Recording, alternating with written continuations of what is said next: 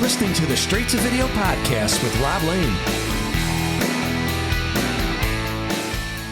Welcome along to the Straight to Video podcast, and I hope you're all doing good. I've got such a great chat on today's show as I welcome Damon Johnson to the Straight to Video podcast. Damon is well known for his work with the band Brother Cane in the 1990s, scoring 3 number 1 singles on rock radio, along with huge tours with the likes of Van Halen and Aerosmith. But since then he has stayed at the top of the game, touring with Alice Cooper, Thin Lizzy, and more recently with Black Star Riders.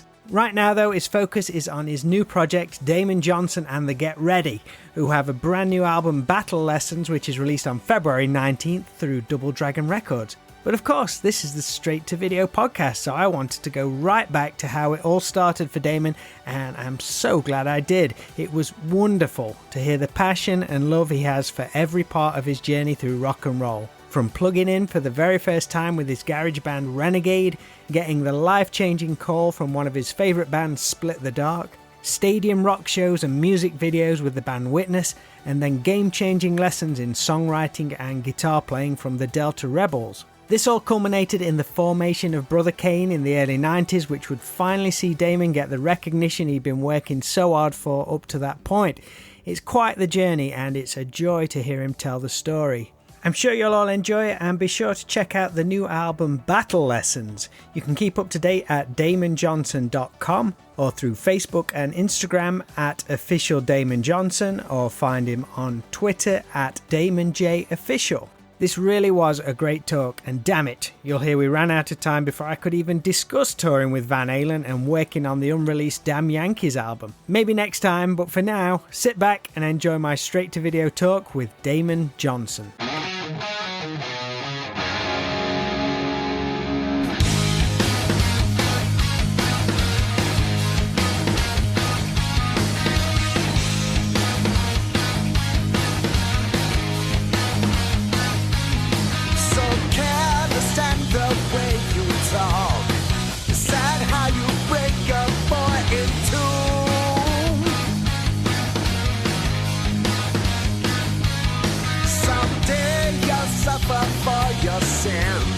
But right now I'm suffering from you.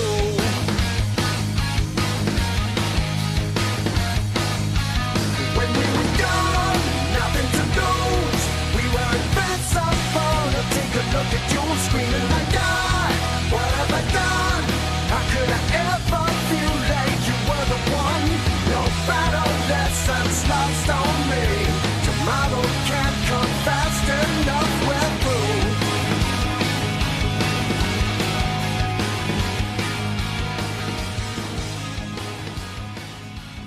How you doing? All right. I'm doing fantastic, man. All things considered, I'm doing fantastic. Where are you today? Best place to describe it is I'm just outside Nottingham. Okay.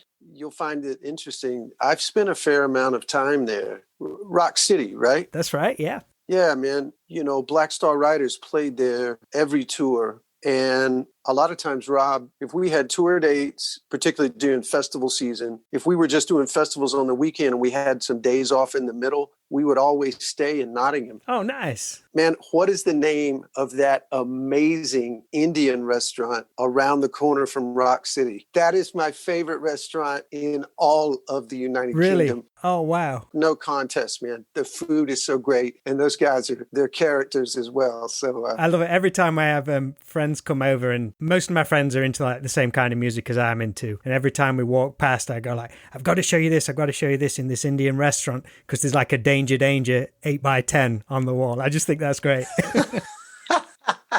That's great, brother. Well, it feels good to be connected with Nottingham a little bit today, man. That's awesome. If it's cool with you, Damon, I'd love to focus on some of the early big impact points of your career, as you've been on quite a journey even before you got recognition with Brother Cane in the early 90s. There was quite a lot happened. Yeah, a few things did, man. Yeah, I'm happy to discuss that. Sure. You grew up in Monroeville, Alabama. What was that like as a place to grow up as a kid? Was it fun places to go and hang out? Well, yeah, man, Monroeville was, to me, it was perfect because I felt like I had different groups of friends. I had my very studious bookworm nerd friends. I was a pretty good student in school. I had friends that were jocks, football players, baseball players. I played Little League baseball, so I was into that. And then once I got a little older, I started to have a clique of friends and we were all into music.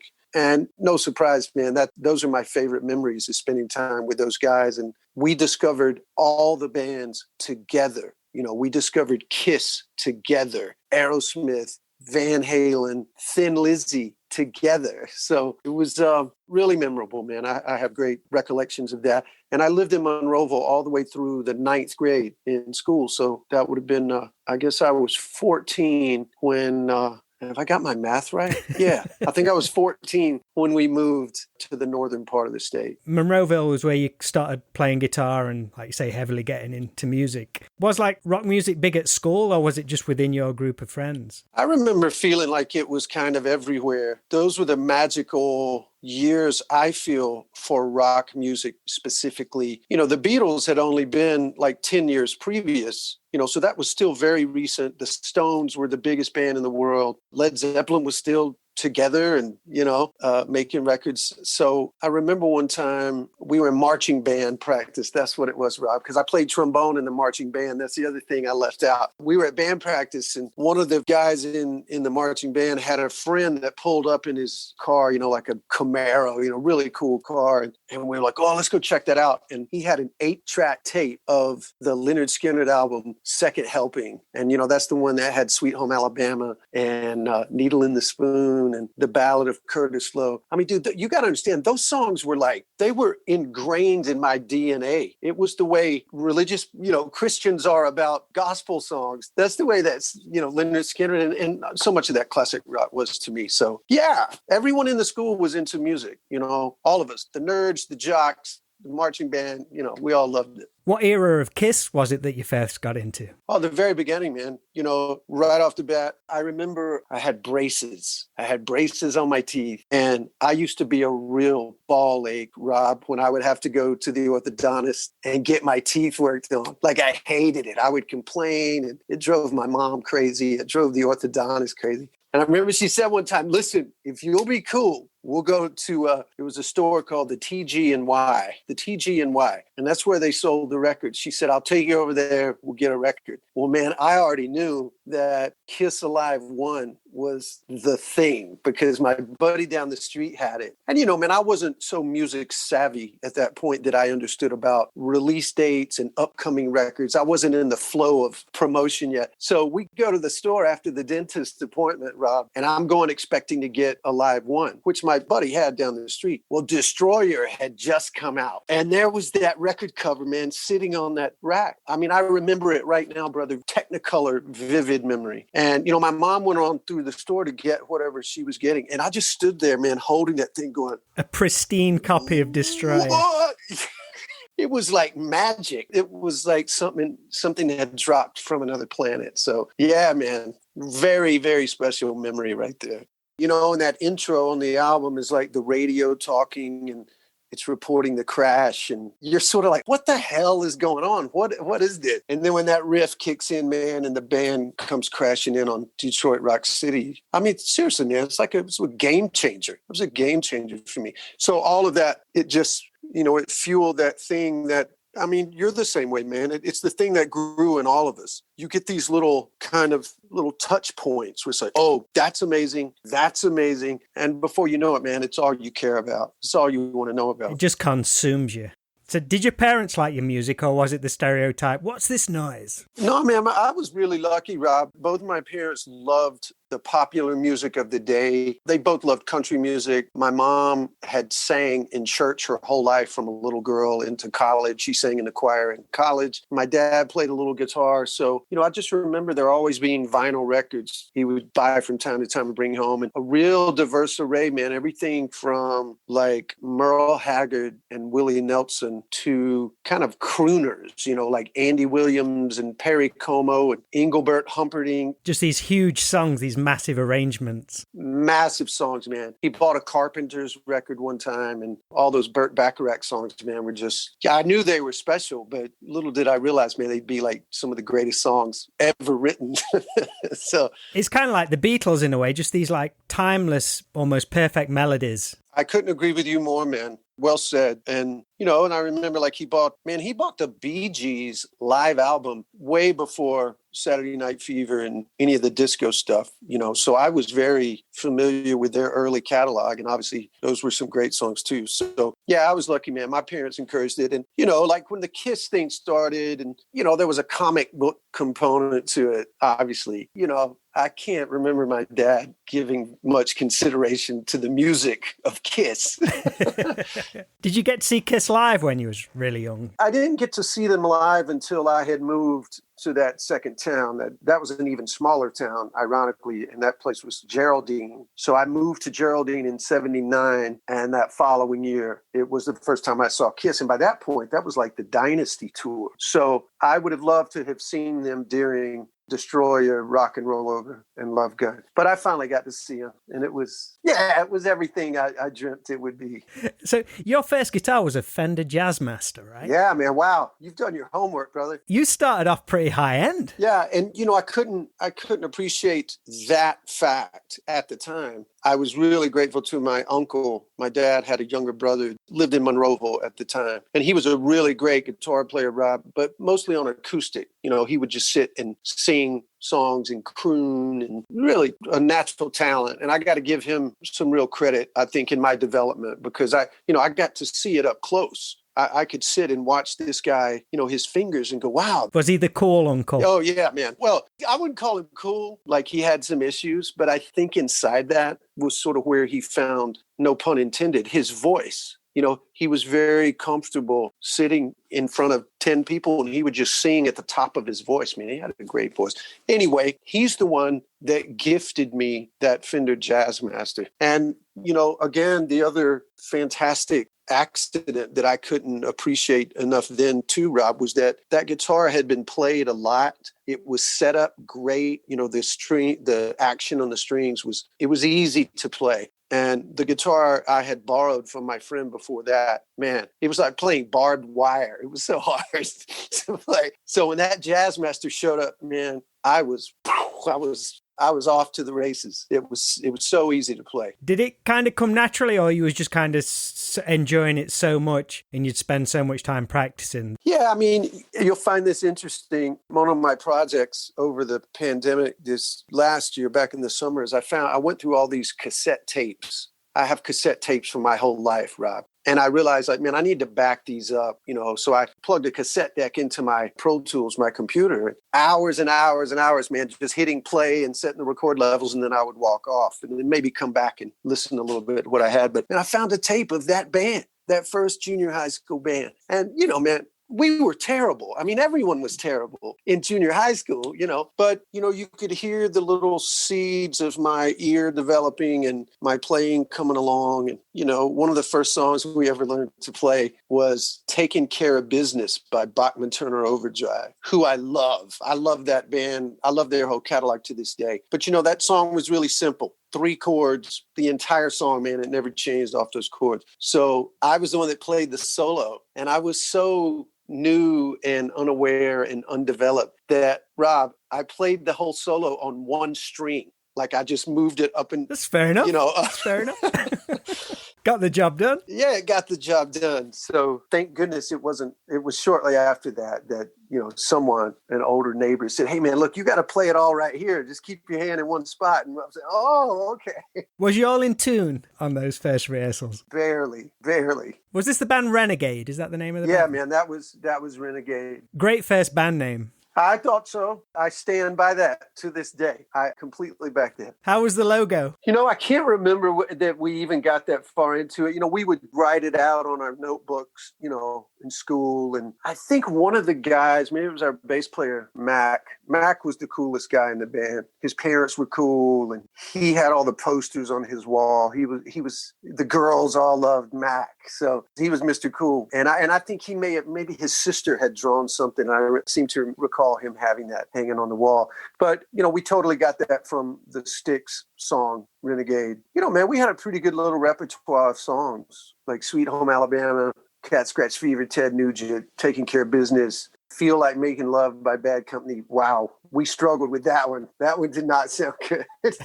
That song was way more complicated than we gave it credit for. But, again, man, just totally thrilled, inspired, consumed. It feels electric. That's the obvious term because you're all plugged in, but just that whole thing of once you're playing a song together, it just feels magical. Any musician you've ever talked to, I'm sure, has that same recollection of the very first time you and your friends plug in, the drummer counts it off, and you start whatever it was, man. That moment is euphoric. It's one of the greatest moments of my whole life, man. Marrying my wife, the birth of my children, and that moment in Monroeville when Renegade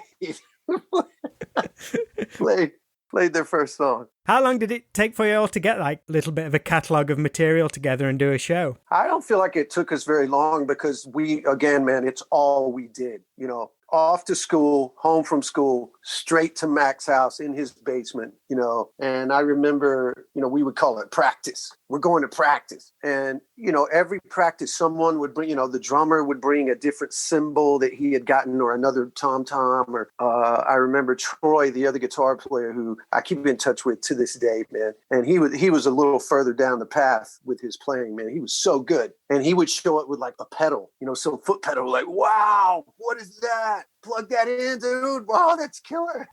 Just the best. So you mentioned you moved to a new part of Alabama. You say it was Geraldine. Yeah, Geraldine. That's in the northern part of the state. And that is the little town where my mother grew up. She had lived her whole life in that town and went away to college. That's where she met my dad. And, we lived I was born in Macon, Georgia, which is where they were at the time they married. And then Monroeville and then to Geraldine. So, yeah. And, the music thing was a real bonus for me moving to Geraldine, Rob, because it gave me acceptance instantly with this new group of people that I didn't know anyone. So I just remember feeling this sense of relief. Any nerves that I had or anxiety, I remember that went away pretty quick because one of the football guys on the high school football team lived just down the street. And I think my mom knew his mom, one of those kind of stories, So he came over one day and I, by that point, man, I had all the stuff on my wall, Van Halen, Boston, Kiss, Led Zeppelin. So I remember him walking in my room going, wow, that's really cool. And then, I plugged in my guitar and started playing and it blew his mind. What year was it you actually moved to Geraldine then? That was 79. That was 1979. Yeah. So, I had that little garage band down in Monroeville for about a year and a half. So once we moved to Geraldine and school started that fall, pretty quickly, I had my radar up, Rob, looking for, all right, I need a bass player. I need a drummer. Well, I got to get another band together ASAP. Right. Because it wasn't until 1987 that you got the offer to join the band Split the Dark. So I guess there was quite a few local bands running up to that point. Yeah, man, there was a cool little progression path for me for sure. So the band that we, in Geraldine, I put a band together for this talent show. And that band was called Silver Rose. And ironically, the singer in Silver Rose was a beautiful cheerleader named Jamie Collins, who would ultimately become my first wife. And we had 3 kids together. And so, Jamie and I were together through all of those first bands up to Split the Dark and to Brother Kane. But Silver Rose later became Phoenix. And Phoenix, we were really serious, man. Jamie didn't sing in that band. It was really me and 3 other guys and tons of practice, even more than Renegade had in Monroeville. Always practicing. We had we had an extensive song list, man. Nothing really super difficult, but we love learning songs off the radio. Pop stuff, man. Everything from Bryan Adams to Rick Springfield to REO Speedwagon, that kind of stuff. And then we were still playing Van Halen and Judas Priest and Ozzy and, all of that. You couldn't fail in like the local bars with that kind of stuff then. Oh, no, man. We definitely started getting some attention pretty quick. We would play backyard parties. We would play the shopping mall. Like one Saturday afternoon every month, they would have local bands come and play. So we were able to do that one time. And,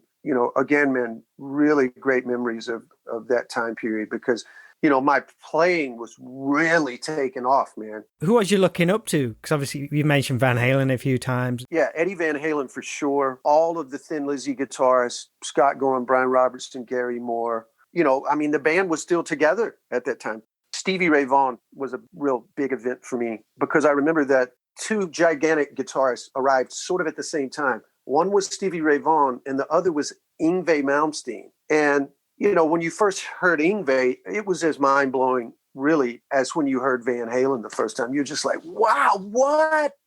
How is he doing that? So that was a really important moment for me, Rob, because it's sort of like I had to make a decision. Like, am I going to go down this path, classically influenced, European metal, or am I going to kind of do the hard rhythm and blues, that kind of thing? And I loved them both equally at that moment. And I just remember that Stevie Ray, that was the direction. I was like, man, I'm going to focus more on that. And I never looked back. I had friends in other bands, man, they could play all of that Yngwie, Michael Schenker, metal, man, they could do it. And it wasn't that I lost interest. I still enjoyed playing it, in my car or going to see bands perform it. But it wasn't a focus of my development at that point. Lots of Jimmy Page, lots of Steve Lukather from Toto. All those guys started with the blues, and then, they kind of took it their own path. I got into a little bit of fusion jazz guys like Steve Morris. He was still in the Dixie Dregs at that point. This was long before he joined Deep Purple. I was a huge fan of his. Larry Carlton, he had played on those early Steely Dan records. Any of those Steely Dan songs, man, to tackle that stuff was, that's kind of a statement to how quickly I was developing, because that was definitely next level stuff for sure. So how did Split the Dark hear about you? Did they scout you out? Yeah, man, that's such an amazing story. So like it was Silver Rose Phoenix, Runner, which actually played in clubs and did a little bit of traveling. And then Runner developed into Headline. And Headline was when I was in junior college. We were the house band at this club in the next county. They could sell alcohol there. There was no alcohol in where Geraldine was, man. That limited the number of places that we could play. So yeah, man, the next county, they could sell booze. So we became the house band in Headline. And man, Headline, man, we hit it hard for a couple of years. We would play Wednesday through Saturday, 3 sets a night, just man, playing every night, just getting better. So long story short, Headline was invited to play in Birmingham, which was the big city, of course. And we played this venue. They had no cover charge on Tuesdays and Wednesdays. And that's how, because we didn't make any money, but you just like, yeah, we'll come and play for free just to see what happens. So as it happens, brother, we played on that Tuesday night and the singer from Split the Dark came into the club. He had no idea who we were, who I was, or anything. He was out for a drink, meet some friends, whatever. And on the break, he introduced himself to me. And this was all flying over my head. It never occurred to me that he was like really checking me out. But I knew who he was because they had songs on the radio. I had seen him play at college fraternity parties, and they were doing it for real, man. No question about it. And their musicianship was top shelf. So the next night, he came back. And he brought his manager. Again, all of this is just flying over my head, man. Let's sell him a t-shirt. As a side note, Rob, when I look back on those days, man, I was so not gullible, but everything was just like, wow. oh my God, wow. I wasn't very cool. I had good energy and I was positive and all that, but I wasn't the guy, over by the bar smoking cigarettes, being like, hey, what's up? I was just a ball of energy, man, all the time. So that following week, I got a phone call back in Gunnersville, the town where we were the house band. And that was when Mark called, the singer, and he had his other guitar player, also just a tremendous musician. Man, I totally looked up to these guys. And the two of them called me together from a gig they were playing somewhere, and they said, hey, would you be interested in? And it was mind blowing at a level that it's difficult to overstate, with the proper adjectives. Just the fact that they wanted me to play with them, that was massive enough. But, very quickly, man, it's like, well, I need to move to Birmingham. That's where they live. Had they had a guy leave, or was they just wanting an extra guitarist? The kind of general vibe of Split the Dark leaned a bit new wave. Well, I've heard there's a very pop sheen to it. Definitely a pop sheen. They had a lot of keyboard heavy. So for the previous year, they had two keyboardists and one guitar player. So they wanted to drop one keyboard and then bring in another guitar player. And of course, man, that year was 1987. Every band had the Van Halen guy, with the Floyd Rose and the, two hands on the fingerboard. And that was me, bro. I was that guy. And so, it was massive. It was massive. So moved to Birmingham. They're introducing me to all these other musicians in town. There were so many places to play. The scene was so, fertile. Again, man, at that moment, you just think, okay, it's going to be this way forever. And it's not. And it hasn't been that way in decades, So it was definitely this, this time capsule, this moment where like everything was lining up. So it changed my life in every way, Rob. You and I would not be talking had Mark Phillips not come into that bar on that Tuesday night and see me play. I mean, look, I may have become a professional musician, but for a kid that grew up in the middle of nowhere, tiny towns, man, there was nothing, to make his way to Birmingham kind of by accident, changed my life, changed it. How long was you with Split the Dark? I was with Split the Dark for about a year and a half, and the band continued to write new songs and try to get a record deal. Split the Dark had been another band before called Hotel, and Hotel did have a deal. They made 2 albums on the MCA label, and they had toured regionally with some big bands.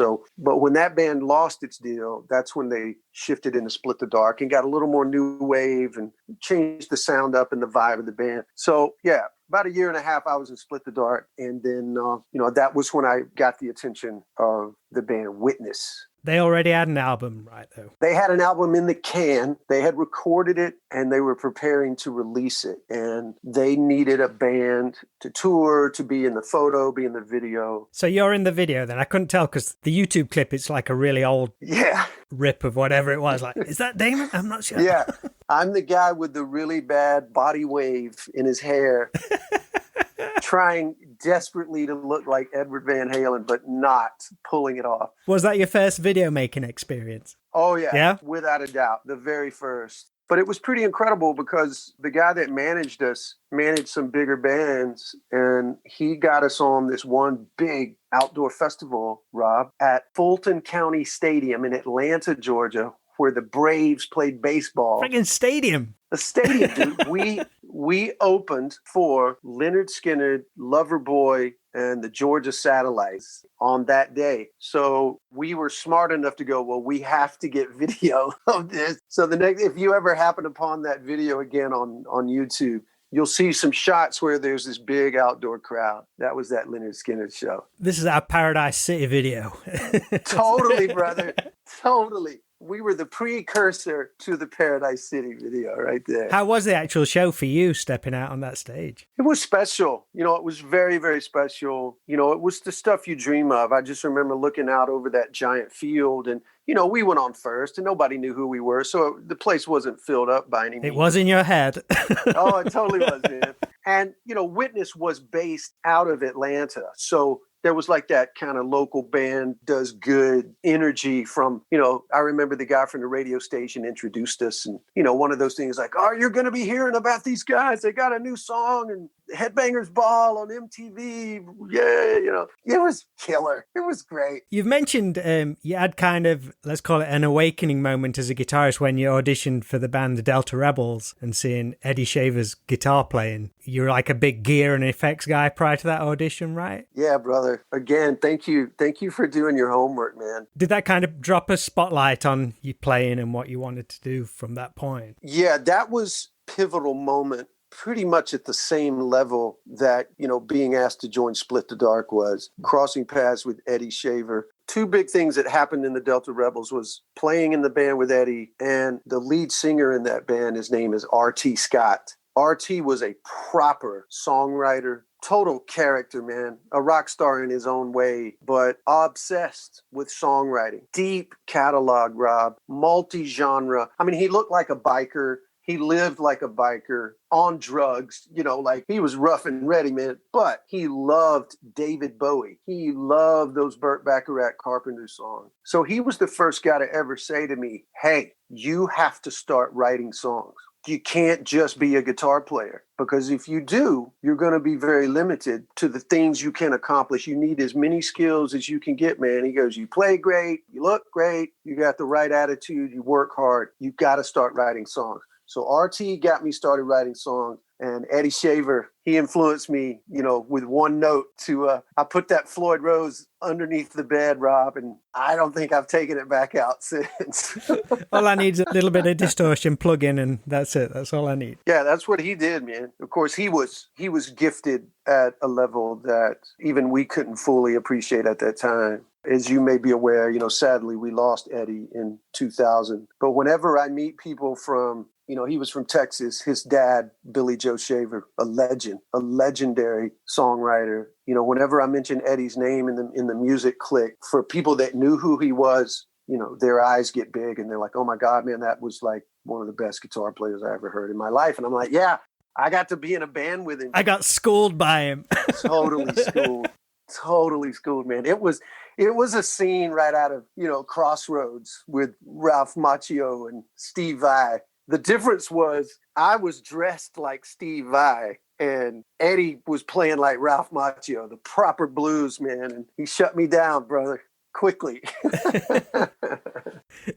So after the Delta Rebels, you moved back to Alabama to start your own band. Was there ever any kind of consideration to move out to the West Coast with everything that was happening there? Or was you just seeing this as an opportunity to kind of regroup? Yeah, just regroup. I don't remember ever thinking seriously about moving. The idea was great. And I knew that's where everything was happening. Guns N' Roses had been out, by a couple of years then. And that was a seismic influence for me, for sure, man. Did you have a family at this point? I did. Yeah. I did. Did that ever kind of affect you? Totally, man. Because, just one little look back. So when I joined Split the Dark, Jamie and I had just married about 5 months earlier, and we were expecting our first child. So I stayed in at Gunnersville. The baby was born in June, and I think it was September of '87 that we moved the hour and a half down the freeway to Birmingham. So then, let's see, I had a new son. We were expecting our second child. That was when the seeds of Brother Kane started planting, because the Delta Rebels ran out of gas. RT lost his record deal. Nothing happened with that record. I was driving back and forth to Memphis from Birmingham. So I had like some friends that put a band together. Hey, man, you want to play guitar? We're doing covers. And that band, ironically, was called Chinatown after the Thin Lizzy record. And so Chinatown, I think that was an important experience transitioning between, the Delta Rebels and what would become Brother Kane. Because again, Rob, we were playing 4 nights a week, 3 or 4 sets a night. And the set list was really getting focused, man. It was heavy on Guns N' Roses, Aerosmith, Judas Priest, Ozzy. It was heavy. The Black Crowes, that first record had come out. Big record. Game over. Dude. Yeah, man. Between Appetite for Destruction and Shake Your Moneymaker, those 2 albums, man, that was the thing that made me go, okay, look, if Witness can get a record deal, if the Delta Rebels can get a record deal, I can do it. I've been through those 2 experiences. Both bands failed because of, a combination of things. Some of it work ethic, some of it focus, some of it staying off the booze and drugs enough to at least be productive.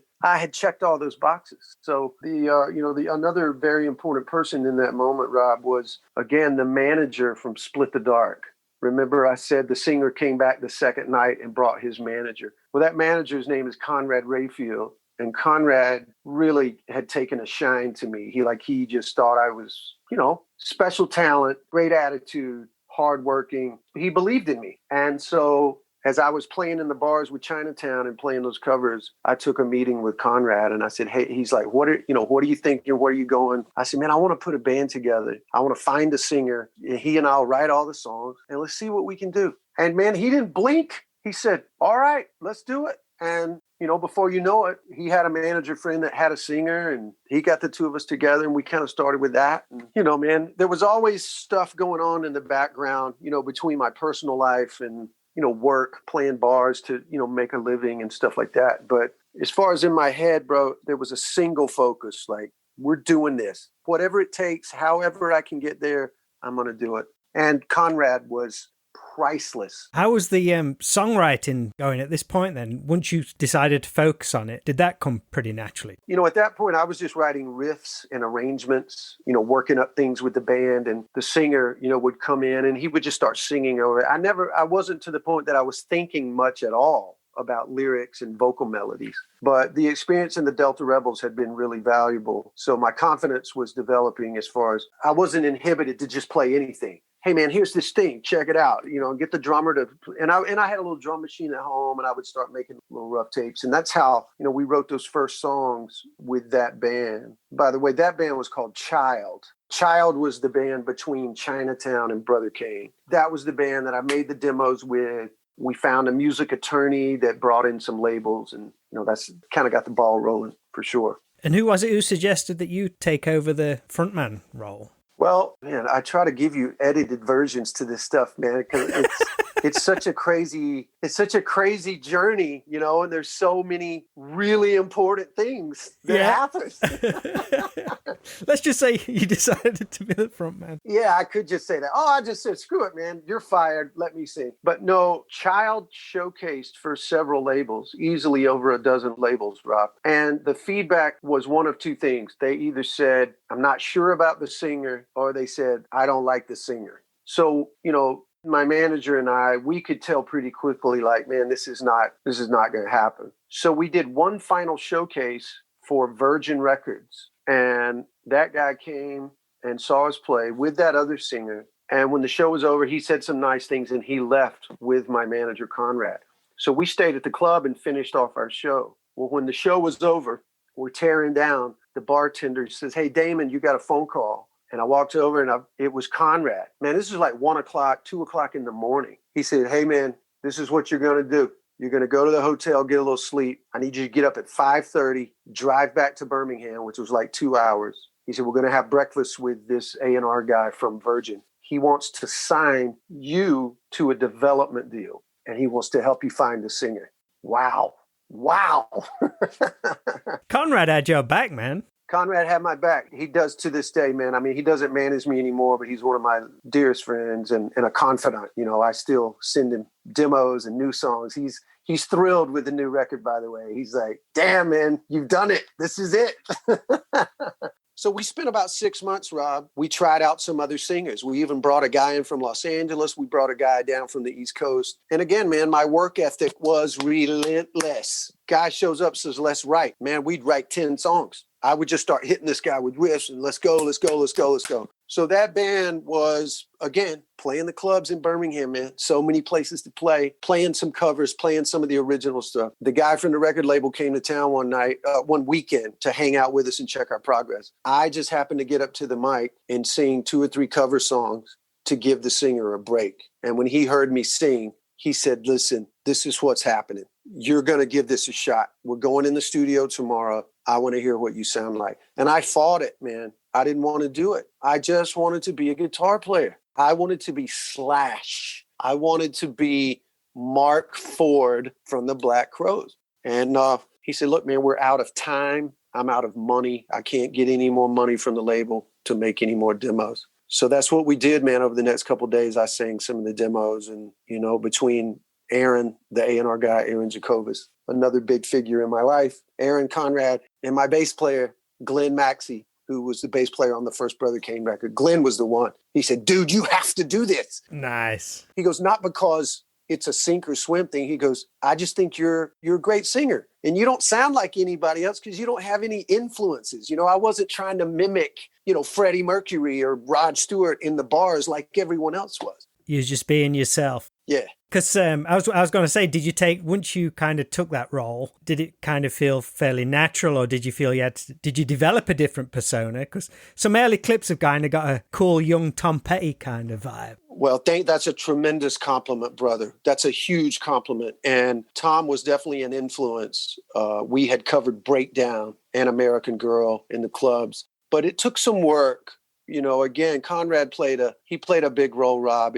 This is a story I love to tell because it was another very important moment. So remember, I'd been playing all these clubs with all these different singers, and every singer talked like Steven Tyler or David Lee Roth, you know, just, hey, all right, everybody, what's up? You know, playing some tiny pub like they're playing a stadium, you know, and they're talking to the audience like, come let me hear some noise. So I become the singer. We're playing the clubs. And very wisely, Conrad told the sound man, he goes, listen, I want you to record these shows. Bring me the tape. I want to hear how this is developing. Because he wanted to hear me singing the original songs and all that. So we played this gig, Rob. And the next day, I was at home and Conrad calls. He goes, hey, buddy, if you got a minute, come down to the office. I said, yeah, man, I'll be right down. So I drive down. I walk into his office. He goes, sit down over there. And he takes that cassette and he puts it in his cassette player. He goes, I want you to listen to something. And he already had it queued up. So it was the ending of one song. Bump, you know, we in. And I get on the mic and I start talking to the crowd, bro. And I sound like some jive ass yo cat poser. Because again, man, that's all I've been around. I've been around these guys that for the most part are posers and they talk like that. And, you know, well, man, he was not happy. And to his credit, he said, listen to me, Damon, I don't ever want to hear you talk like that ever again to the crowd. And I got defensive, you know, because look, man, I'm already starting to get confident, a bit cocky, and, you know, I've got an ego and I have ambition. I have all this stuff. I might have even stood up, you know, and pointed my finger. He said, listen, buddy, this is really simple. You need to ask yourself, do you want to be Eric Clapton or do you want to be David Lee Roth? That's kind of a tough decision, though. Well, yes and no. I knew what he meant. Yeah. And Eric Clapton was his reference because Eric was his favorite artist and, you know, guitar hero. But the point being, Rob, he saw that potential in me to be an authentic guitarist and singer and songwriter. Authenticity. So that was a very long answer to your question. Was it an easy fit? The answer was no. It was not a good fit at all, man. It took me a long time to develop, take some hard knocks, get some incredible advice. Thank goodness, man, I had the ability to listen and take it to heart. Was it called Brother Kane at this point, or was it still going under the name of Child? We were still basically Child. Yeah, but I guess he kind of had a vision for, he was going for that kind of rootsy sound, but the full package. Yeah, I was still writing. I was starting to write with some outside writers. Another important step, Rob, because that's how I met Marty Fredrickson. And Marty Fredrickson and we wrote every number one song Brother Kane ever had over 3 records. And on that first record, we wrote Got No Shame, Hard Act to Follow, Don't Turn Your Back on Me, The Road. Those were 4 very, very, very important songs to that record. So, you know, as all of that was coming together, Conrad was like, I'm sure in his head going, okay, man, he's going to get a real shot. The songs are real. We got a real label. We got a real band. We got a chance. It's up to me as his manager to not let him fuck it up by just being an idiot, you know? Do you remember who or what helped Got No Shame catch hold? Was it a record label push or did a radio station pick it up? Because that was kind of in the day when a radio station could really break a song, I guess. You know, the cool thing for Got No Shame was that it really stood out at that moment in the summer of 1993. It didn't sound like anything else. It sounded classic, and it certainly was a tip of the hat to classic rock bands from previous, but it wasn't 80s. It wasn't hair metal in the sound and the lyric and the way we performed it. There was none of that. some credit for sure to that amazing harmonica performance by our old friend Topper Price. That I know that opened a lot of program directors' ears, because as soon as they hit play, that's the first thing they heard. Like, holy shit, this is a badass harmonica. I don't know how good the song is going to be. But, you know, it was a balls to the wall rock song, brother. And there were stations in the South for sure that played it early. Atlanta, Birmingham, Memphis, Dallas got on it pretty soon. Those were big. And then when Detroit, Michigan started playing it, man, you know, the record label then was able to go to New York, go to Seattle, go to, you know, Salt Lake City, Kansas City, and go, hey, this band's got something happening. And by that point, man, we were on tour with Leonard Skinner and Bad Company. You know, it was like a combination of a lot of things happening at once.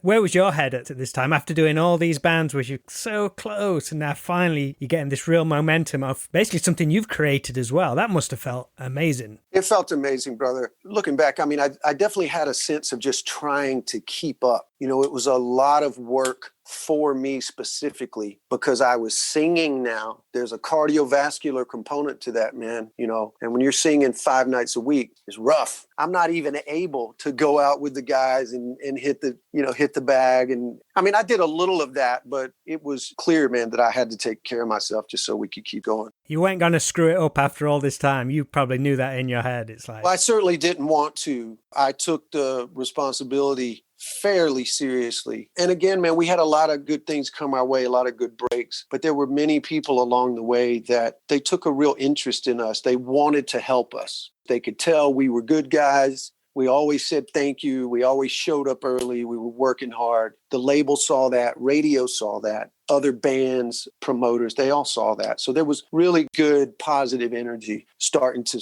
scatter around Brother Kane. Are you okay just for a little bit longer? I'm not testing you. Yeah, man, listen, I got another one at the top of the hour, but I think you can tell I'm thoroughly enjoying myself talking. Yeah, as a matter of fact, I guess, jump on another one in just a few minutes. Again, mate, as soon as you started talking about the old days, I'm like, oh shit, I'm going to talk too much.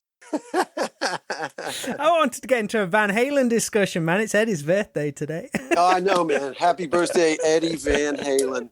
Well, I've certainly been paying tribute to that guy of late. Man, I've really enjoyed this, Rob. No worries. Well, congratulations on the new single and the new album and stuff. It looks like you've got a great band. The band look great. The band sound great. I'm really thrilled, brother. Listen, this is more than any record I've ever made, Brother Kane included. This Battle Lessons record is the record I wanted to make when I was 19, when all I cared about was rock, hard rock, tempo, solos, guitar solos in your face. I always think a power trio looks great. I do too, man. I think a power trio looks really great. I don't know that there's too many trios like ours, you know. I think we're starting to kind of stand out from some of the, you know, we don't sound like ZZ Top or Rush or Nirvana or the Hendrix Experience, or I'm sure I could think of some more. Stevie Ray Vaughan and Double Trouble, who I love. But yeah, man, really proud. And I'm just going to do all that I can to bring as much attention to the record as possible, even in the pandemic. So seriously, mate, thank you very much for having me on and this little walk down memory lane. It was awesome, brother. Continued success to you, man. Stay healthy. Fingers crossed we can bring the Get Ready to Nottingham. We'll have some Indian food together, bro. That's a date, man. All right, mate. All the best. Take care.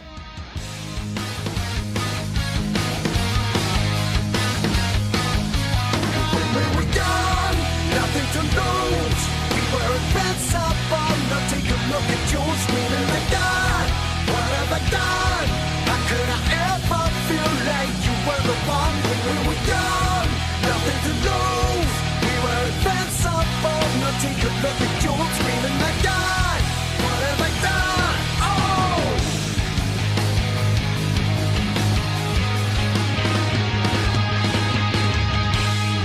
Top guy, absolutely top guy. Thanks so much to Damon Johnson for sharing his amazing story here on the Straight to Video podcast. I absolutely love that one. Be sure to visit damonjohnson.com for all the news on the new album Battle Lessons from Damon Johnson and the Get Ready. And if you haven't already, please like, follow and share the Straight to Video podcast too, so you don't miss a single episode. I'm still smashing out 2 episodes a week, so please enjoy all the ones that are already up there and get set for some really fun ones already in the bag over the next couple of weeks. So until I speak to you all again, thanks for the wonderful love and support you continue to give the show, and I can't wait to do it all again real soon.